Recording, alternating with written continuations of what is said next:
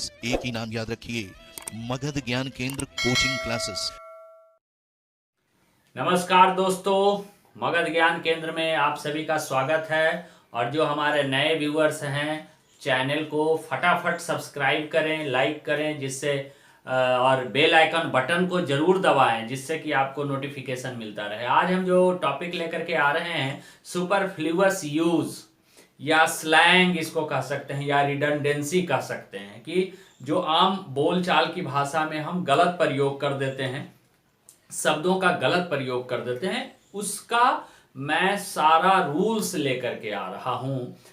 और एक बात और, बहुत सारे वीडियो में आप लोगों ने सुना होगा, देखा होगा कि ऐसा बताया जाता है कि इंग्लिश में रूल्स को याद करने की जरूरत नहीं है, रूल्स को रट्टा लगाने की जरूरत नहीं है। ऐसा हम खुद भी कई वीडियो देखे हैं। मेरा कहना है, सपोज कीजिए कि नॉट ओनली के बाद बट ऑल्सो आता है, तो आपको ध्यान में तो रखना होगा ना कि नॉट ओनली बट ऑल्सो साथ साथ चलता है।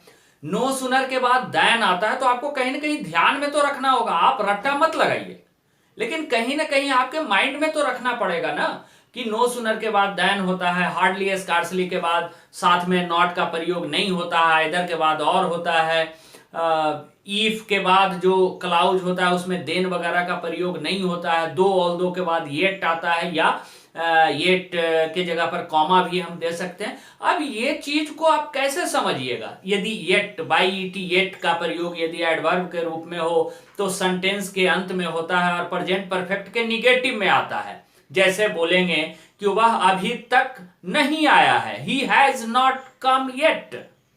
अब इस चीज को आप यदि बोल दें या मैं बोल दूं कि रूल रटने की जरूरत नहीं है, रूल को याद रखने की जरूरत नहीं है, तो फिर ये कैसे पता चलेगा कि नो सुनर के बाद देन होता है, हार्डली स्कार्सली के बाद नॉट नहीं आता है, येट का प्रयोग प्रेजेंट परफेक्ट के निगेटिव सेंटेंस के अंत में होता है? ये कैसे ध्यान में रखिएगा।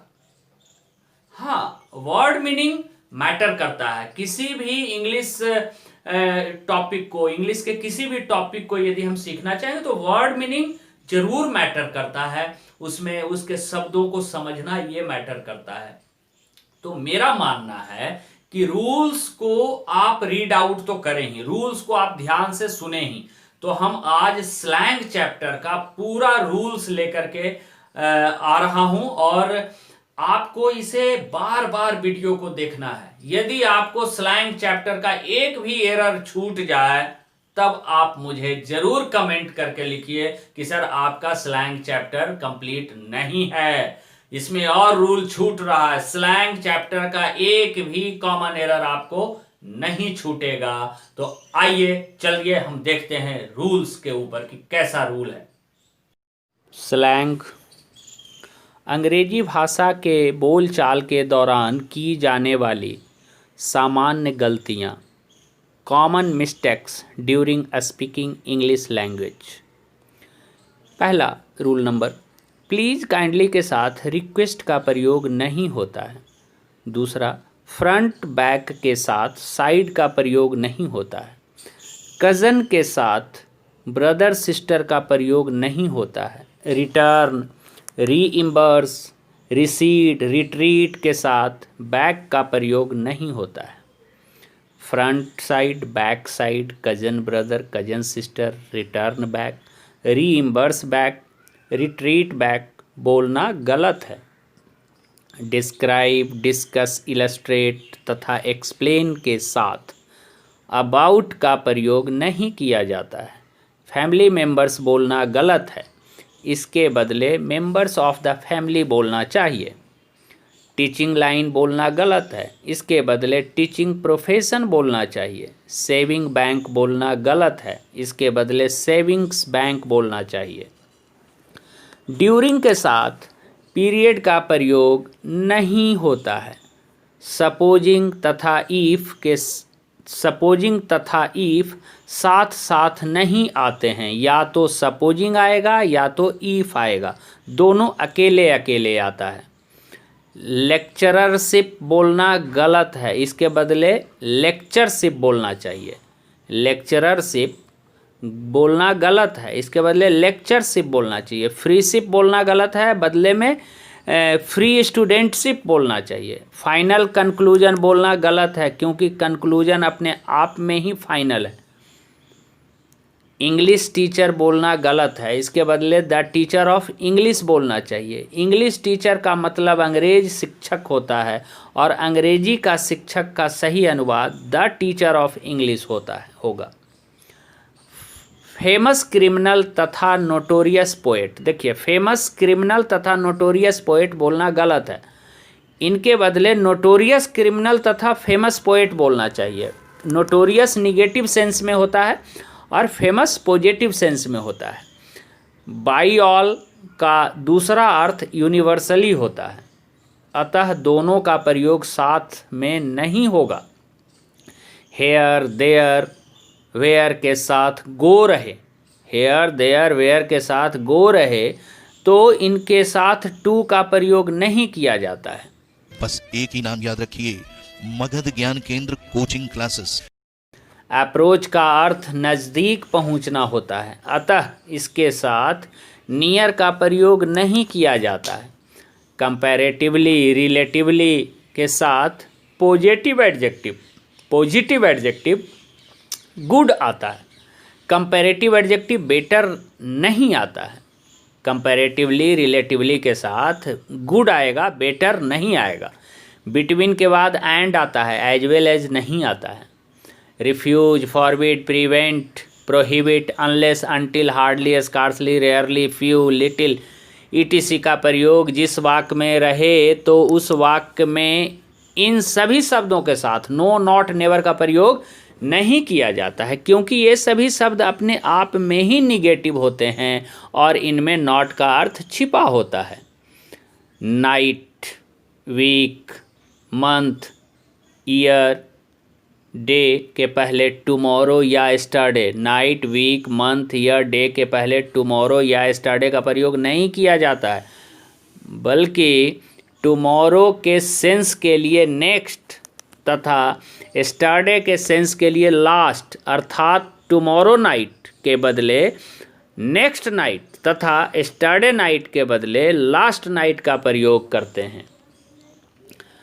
वाट का प्रयोग जब कौन सी चीज़ या जो चीज़ के अर्थ में हुआ हो तो इसके पहले या इसके साथ थिंग का प्रयोग नहीं करते हैं। थिंग का मतलब चीज़ होता है, वस्तु, तो वाट का मतलब ही है कौन सी चीज़ या जो चीज़, तो इसके बदले इसके साथ इसके पहले या बाद में थिंग का प्रयोग नहीं किया जाता है। कम अक्रॉस का अर्थ होता है किसी के साथ अचानक मिलना या किसी से मिलना, मीट सडनली, अतः कम अक्रॉस के साथ विद का प्रयोग नहीं किया जाता है। याद रखिए, कम अक्रॉस के साथ विद का प्रयोग नहीं किया जाता है।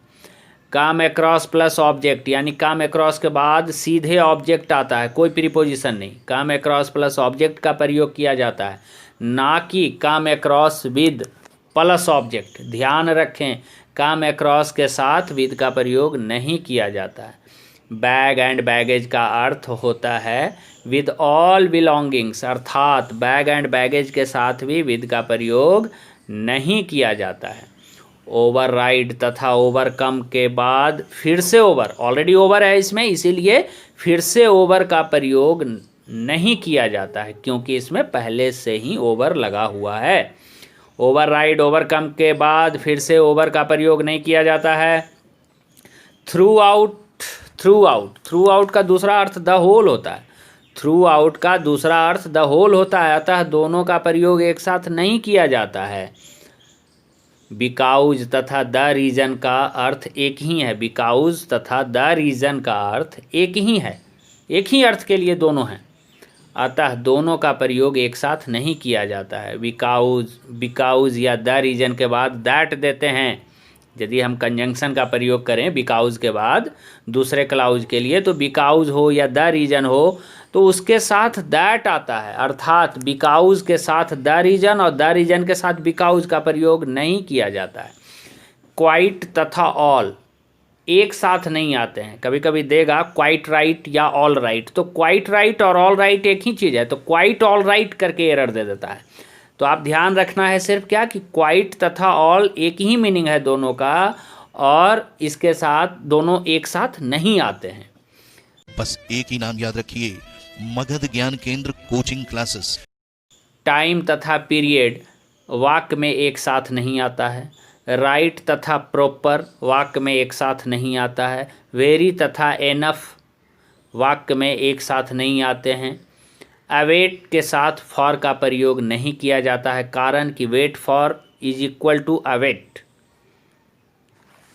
आगे देखेंगे, फ्यूनरल सर्विस नहीं होता है, अर्थात फ्यूनरल के साथ सर्विस का प्रयोग नहीं करते हैं। लेकिन हाँ, फ्यूनरल सर्विस के बदले हम फ्यूनरल प्रोसेसन कर सकते हैं, फ्यूनरल मार्च कर सकते हैं, फ्यूनरल पायर बोल सकते हैं, फ्यूनरल पाइल बोल सकते हैं, लेकिन फ्यूनरल सर्विस का प्रयोग नहीं करना है। ईच अदर का प्रयोग दो के लिए तथा वन अनदर का प्रयोग दो से अधिक के लिए किया जाता है। अकॉर्डिंग टू के साथ फर्स्ट पर्सन के प्रोनाउन नहीं आते हैं, यानी according to me, according to us बोलना या लिखना गलत होता है।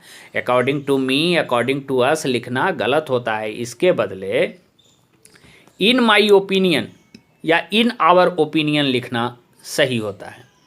नाउन में जब हम एल वाई लगा देते हैं तो वो एडजेक्टिव बन जाता है, और एडजेक्टिव में जब हम एल वाई लगा देते हैं तो वो एडवर्ब बन जाता है। लेकिन फास्ट एक ऐसा वर्ड है जो एडजेक्टिव तथा एडवर्ब दोनों का काम करता है। जब दोनों है तो इसको फिर से एल वाई लगा के एडवर्ब नहीं बना सकते हैं, अतः हम फास्टली लिखना गलत होता है। कुछ ऐसे शब्द हैं जो आम बोलचाल में बहुत ज़्यादा प्रयोग किए जाते हैं और लोग उसे सही भी मानते हैं, परंतु इन शब्दों का प्रयोग गलत है, अतः इसका प्रयोग ना करें, इनका प्रयोग ना करें। गलत प्रयोग और सही प्रयोग देखेंगे। रॉन्ग यूज़ लेफ़्ट साइड हम लिए हैं, राइट साइड में हम राइट यूज़ लिए हैं। जैसे ब्लंडर मिस्टेक बोल देते हैं बोलचाल में, तो उसको सिर्फ ब्लंडर बोलिए। डिस्पाइट ऑफ बोलते हैं, सिर्फ डिस्पाइट बोलिए। फिर से आगे वही गलत प्रयोग सही प्रयोग देख रहे हैं। कंपराइज ऑफ गलत होता है, सिर्फ कंपराइज। कॉमन फ्रेंड गलत होता है, म्यूचुअल फ्रेंड। पासिंग मार्क्स गलत होता है, पास मार्क्स। बोर्डिंग गलत होता है, बोर्डिंग हाउस सही होता है। सेंट% गलत होता है, 100% सही होता है। एरियर बिल गलत होता है, एरियर्स बिल सही होता है। बर्थ डेट गलत होता है, इसको डेट ऑफ बर्थ बोलना चाहिए। फ्यूनरल सर्विस गलत होता है, सिर्फ फ्यूनरल बोलना चाहिए। प्लेस ऑर्डर गलत होता है, प्लेस ऑर्डर्स बोलना चाहिए। वैकेंट वेसल गलत होता है, इम्प्टी वेसल बोलना चाहिए। सोर्न एनिमीज गलत होता है, अवॉइड एनिमीज बोलना चाहिए। सोर्न एनिमीज जानी दुश्मन। फाइनल कंक्लूजन बोलना गलत होता है, सिर्फ कंक्लूजन बोलिए। इंग्लिश टीचर बोलना गलत होता है, द टीचर ऑफ इंग्लिश बोलिए। फैमिली मेम्बर्स बोलना गलत होता है, मेम्बर्स ऑफ द फैमिली बोलिए। टीचिंग लाइन गलत होता है, टीचिंग प्रोफेशन बोलिए। ए फैमिली बोलना गलत होता है, अ मेंबर ऑफ फैमिली बोलिए। अ कवार्ड मैन बोलना गलत होता है, अ कवार्ड बोलिए, सिर्फ अ कवार्ड। और अ कवार्डली मैन कायर आदमी। री इम्बर्स बैक, सिर्फ री इम्बर्स बोलिए या तो फिर पे बैक। रिट्रीट बैक को सिर्फ रिट्रीट बोलिए या तो गो बैक। रिसीड बैक का सिर्फ रिसीड बोलना है या गो बैक। रिकॉल बैक के जगह पर सिर्फ रिकॉल बोलना है या टेक बैक। रिटर्न बैक के जगह पर सिर्फ रिटर्न बोलना है या गिव बैक। रिपीट बैक को सिर्फ रिपीट बोलना है या कैपिचुलेट भी बोलते हैं इसको, या से अगेन भी बोलते हैं। बस एक ही नाम याद रखिए, मगध ज्ञान केंद्र कोचिंग क्लासेस। खैर, फ्ली अवे नहीं होता है, सिर्फ फ्ली होता है या रन अवे। म्यूचुअल इंटरेस्ट बोलना गलत है, कॉमन इंटरेस्ट बोलना चाहिए। पुट साइन बोलना गलत है, या तो सिर्फ साइन बोलिए या तो पुट सिग्नेचर बोलिए। इन्वेस्टिगेट इनटू, अब इन्वेस्टिगेट इनटू बोलना गलत है, सिर्फ इन्वेस्टिगेट बोलिए या तो फिर इंक्वायर इनटू बोलिए। आगे रूल देखेंगे 43। कुछ ऐसे शब्द हैं जिनका अर्थ जानना जरूरी है, क्योंकि उनका प्रयोग बदलने पर अर्थ भी बदल जाता है। मतलब उसका प्रयोग कभी, अब जैसे देखिए प्लेस का अर्थ होता है कोई स्थान या जगह, लेकिन रूम में देखिए, रूम का मतलब कमरा भी होता है और बैठने के लिए खाली जगह भी होता है। तो प्लेस और रूम में देखिए ये कोऑर्डिनेशन है कि वो किसी स्थान को हम प्लेस बोलेंगे और खाली जगह को बैठने के लिए हम रूम बोलेंगे और कमरा भी बोलेंगे। द कंसर्न क्लर्क का मतलब होता है चिंतित किरानी, और द क्लर्क कंसर्न का मतलब होता है संबंधित किरानी। ये बहुत इंपॉर्टेंट है। द कंसर्न क्लर्क का मतलब चिंतित किरानी और द क्लर्क कंसर्न का मतलब संबंधित किरानी। तो वीडियो यदि पसंद आया हो तो अपने दोस्तों के पास ज़रूर इसे पहुंचाएं और ज़्यादा से ज़्यादा स्टूडेंट तक पहुंचाकर इसका लाभ उनको लेने में मदद करें। और जो अभी तक सब्सक्राइब नहीं किए हैं हमारे चैनल को ज़रूर सब्सक्राइब करें और मगध ज्ञान केंद्र के साथ हमेशा बने रहें। हम आपको अच्छे अच्छे वीडियो लेकर के आते रहेंगे। जय हिंद, जय भारत।